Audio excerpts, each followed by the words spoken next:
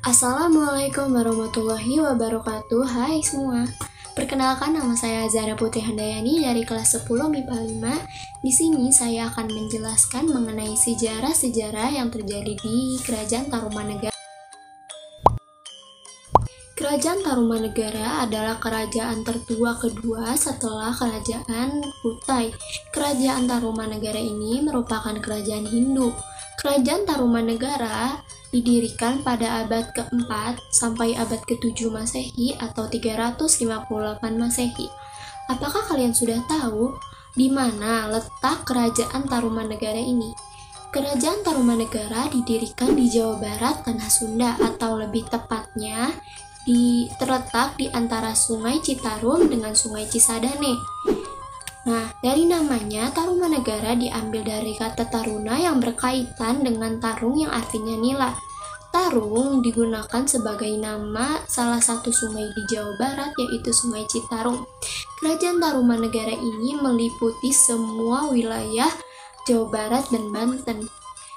Menurut para ahli, Kerajaan Tarumanegara ini berpusat di dekat kota Bogor.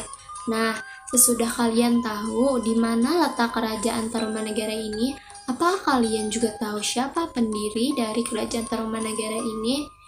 Nah, rasanya cukup pas jika kita memulai kisahnya dari siapa pendiri Kerajaan Tarumanegara ini. Kerajaan Tarumanegara didirikan oleh Raja Diraja Guru Jaya Singawarman pada tahun 358 Masehi. Raja Diraja Guru Jaya Singawarman berhasil meloloskan diri dari musuhnya ke Nusantara karena kerajaan yang dulu ia tempati mengalami serangan terus-terusan oleh Kerajaan Manggada. Pada masa pengasingannya, Raja Diraja Guru Jaya Singawarman berhasil membuat sebuah kerajaan besar di Jawa Barat, yaitu Kerajaan Tarumanegara.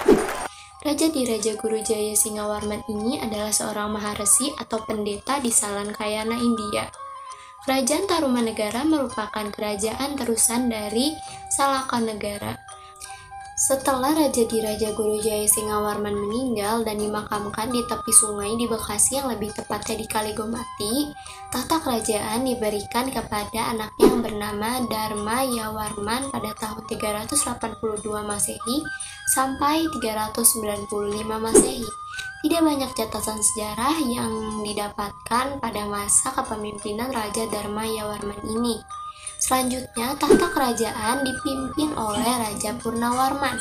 Tarumanegara mengalami puncak kejayaan pada masa kepemimpinan Raja Purnawarman ini. Kemasyhuran Tarumanegara diabadikan dengan pembangunan sebuah pelabuhan dan beberapa aliran sungai yang digunakan sebagai sarana perekonomian. Bahkan pada masa kepemimpinan Raja Purnawarman, Kerajaan Tarumanegara ini berusaha untuk menaklukkan kerajaan-kerajaan kecil yang ada di Jawa Barat yang belum tunduk dan memperbaiki aliran-aliran sungai yang rusak. Bahkan kawan-kawan, pada tahun 413 Masehi, Raja Purnawarman memerintah untuk membuat kali yang diberi nama Kali Salasa atau sekarang dikenal dengan Kali Manuk. Bahkan pada tahun 419 Masehi, Raja Purnawarman memerintah untuk memperdalam aliran sungai Citarum, di mana aliran sungai tersebut adalah sungai terbesar di Tarumanegara. Nah kawan-kawan, usaha-usaha yang dilakukan oleh Raja Purnawarman ini berhasil memberikan dampak positif yang memperteguh daerah-daerah yang dibuat untuk di bawah kekuasaan Tarumanegara. Setelah masa kerajaan yang dipimpin oleh Raja Purnawarman, banyak raja-raja yang menggantikan posisinya seperti Wisnuwarman yang berkuasa dari tahun 434 sampai 455 Masehi. Lalu digantikan lagi oleh anaknya, yaitu Indrawarman pada tahun 455 sampai 515 Masehi. Kemudian ada Maharaja Candrawarman dari 515 sampai 535 Masehi. Lalu dilanjutkan oleh Suryawarman pada tahun 535 sampai 561 Masehi. Lalu dilanjutkan lagi oleh Kertawarman pada tahun 561 sampai 628 Masehi. Lalu oleh Sudawarman pada tahun 628 sampai 639 Masehi. lalu oleh Hariwangsa Warman pada tahun 639 sampai 640 Masehi, lalu oleh Naga Jaya Warman pada tahun 640 sampai 666 Masehi, dan yang terakhir oleh Lingga Warman pada tahun 666 sampai 669 Masehi. Tetapi dikarenakan Raja Linggawarman tidak memiliki putra, melainkan hanya memiliki 2 orang putri, yaitu Manasih dan Soba Kencana. Manasih menikah dengan Tanubua yang nantinya akan meneruskan kerajaan Tarumanegara ini. Dan Soba Kencana menikah dengan Dapuntang yang Srijayanasa yang nantinya akan menjadi pendiri kerajaan terbesar di Indonesia, yaitu Kerajaan Sriwijaya. Keadaan ekonomi pada saat Tarumanegara berjalan dengan baik karena adanya kerjasama dengan Cina. Selain itu, sistem irigasi yang baik menandakan semua masyarakatnya bertani dengan baik. Yang kedua, keadaan sosial. Tarumanegara merupakan kerajaan Hindu yang beraliran Wisnu. Adanya kebudayaan India yang masuk ke dalam kehidupan sosial masyarakat Tarumanegara ini berhasil membawakan dampak seperti mengenal agama Hindu, bahasa, sastra, mitologi, upacara keagamaan, dan sistem dewa-dewi. Nah, kawan-kawan, itulah keadaan ekonomi dan sosial pada saat itu.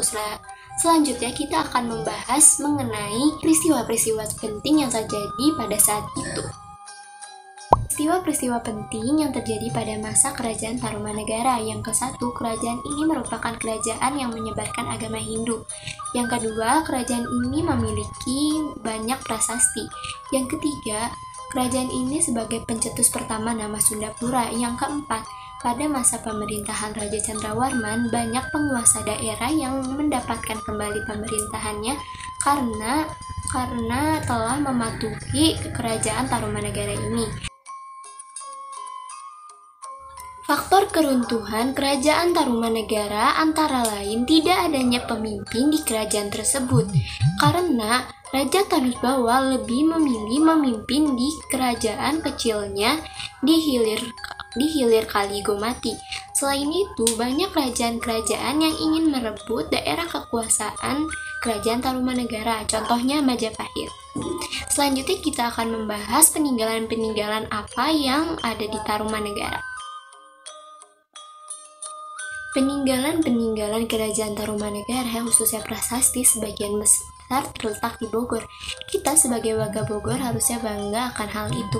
Peninggalan-peninggalan kerajaan Tarumanegara antara lain ada prasasti Tugu yang terletak di Kampung Batu Tumbuh Bekasi, prasasti Kebun Kopi yang terletak di Kampung Muara Hilir Cibungbulang Bogor, prasasti Cidanghiang berada di tepi Sungai Cidanghiang Banten, prasasti Jambu berada di Bukit Kongleakak Bogor, prasasti Pasir Awi berada di lereng selatan Bukit Pasir Awi Bogor, prasasti Ciaruten berada di tepi Sungai Ciaruten, prasasti Muara Hilir Cianten berada di tepi Sungai Cisadane dekat Muara Cianten.